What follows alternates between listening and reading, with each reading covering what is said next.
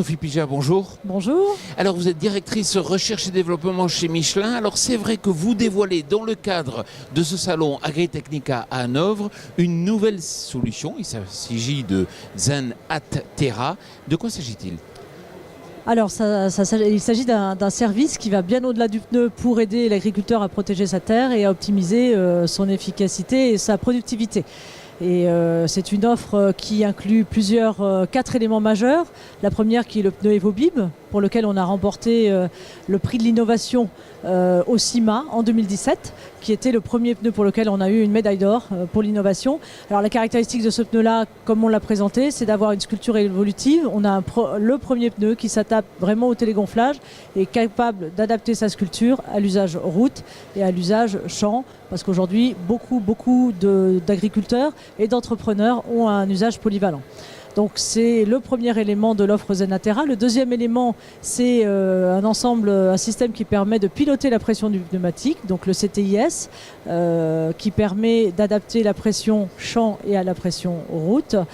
Ensuite, un pilotage centralisé qui permet à l'opérateur dans le véhicule de piloter le changement de pression en fonction de son usage à partir de la cabine du tracteur sans s'arrêter.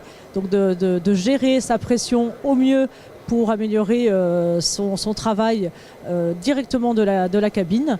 Et le quatrième pilier de cette offre, c'est le support Michelin, tant dans l'accompagnement de l'installation du système que du service après-vente, on va dire, d'assistante et de conseil.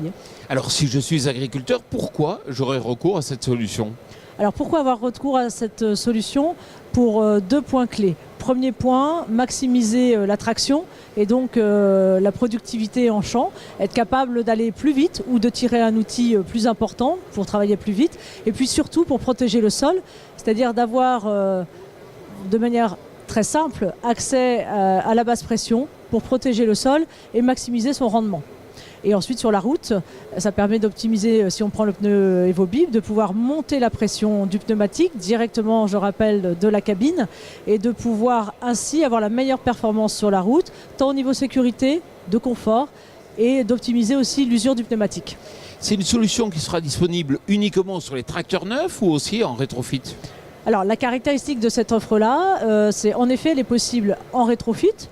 Pourquoi pas l'envisager aussi sur un équipement, de travailler avec les constructeurs. On est déjà en train d'échanger avec les constructeurs pour prévoir l'intégration dans le véhicule, on va dire, dès la première monte. Mais surtout, ce qu'on veut offrir à l'agriculteur, c'est de simplifier son accès à cette offre de pilotage de la pression et de prévoir le rétrofit.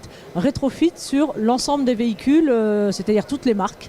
Alors le système a la caractéristique d'être compatible Isobus, c'est-à-dire sur des véhicules récents qui intègrent déjà ce système-là et qui permet l'intégration rapide du système dans le véhicule.